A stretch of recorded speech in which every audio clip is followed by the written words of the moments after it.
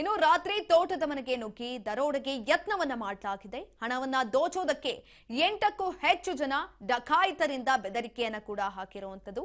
N ಬಳಿಗಟ್ಟೆ ಗ್ರಾಮದ ದೇವೇಂದ್ರಪ್ಪನ ತೋಟದ ಮನೆ ಇದು. ಚಿತ್ರದುರ್ಗ ತಾಲೂಕಿನ ಎನ್ ಬಳಿಗಟ್ಟಿ ಗ್ರಾಮದಲ್ಲಿ ಘಟನೆ ನಡೆದಿದೆ.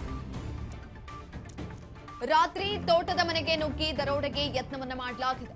ಹಣವನ್ನ ದೋಚೋದಕ್ಕೆ 8ಕ್ಕೂ ಹೆಚ್ಚು ದರೋಡೆಕೋರರಿಂದ ಸ್ಕೆಚ್ ಅನ್ನು ಹಾಕಲಾಗಿದ್ದು, ಬೆದರಿಕೆಯನ್ನ ಕೂಡ ಹಾಕಲಾಗಿದೆ. ಎನ್ ಬಳಿಗಟ್ಟೆ ಗ್ರಾಮದ ದೇವೇಂದ್ರಪ್ಪನ ತೋಟದ ಮನೆ ಇದು. ಚಿತ್ರದುರ್ಗ ತಾಲೂಕಿನ ಎನ್ ಬಳಿಗಟ್ಟೆ ಗ್ರಾಮದ ಘಟನೆ.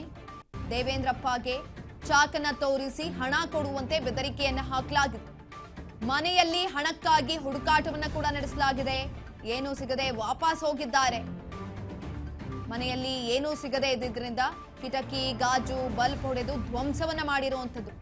ದರೋಡೆ ಯತ್ನದ ಸುದ್ದಿ ತಿಳಿದು ಅಲ್ಲಿನ ಗ್ರಾಮದ ಜನರು ಬೆಚ್ಚಿ ಬಿದ್ದಿದ್ದಾರೆ. ಚಿತ್ರದುರ್ಗ ಎಸ್ಪಿ ರಂಜಿತ್ ಕುಮಾರ್ ಭಂಡಾರು ಭೇಟಿಯನ್ನ ಕೊಟ್ಟಿದ್ದಾರೆ. ಸ್ಥಳಕ್ಕೆ ಪರಿಶೀಲನೆಯನ್ನು ಕೂಡ ನಡೆಸಿದ್ದಾರೆ. ಭರಮಸಾಗರ ಪೊಲೀಸ್ ಠಾಣೆಯಲ್ಲಿ ಈ ಕುರಿತಾಗಿ ಪ್ರಕರಣ ಕೂಡ ದಾಖಲಾಗಿದೆ. ಬೆದರಿಕೆಯನ್ನ ಹಾಕಲಾಗಿತ್ತು.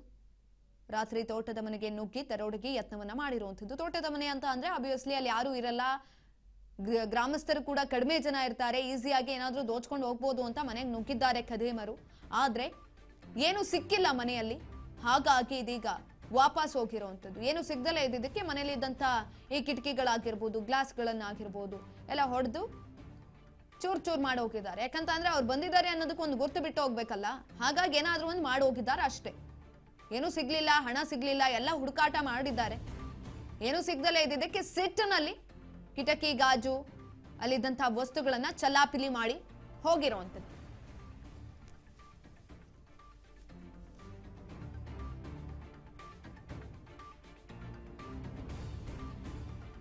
ರಾತ್ರೋರಾತ್ರಿ ದರೋಡೆಗೆ ಯತ್ನವನ್ನ ಕೂಡ ಮಾಡಲಾಗಿದೆ ಈ ಒಂದು ಸಂದರ್ಭದಲ್ಲಿ. ಇನ್ನು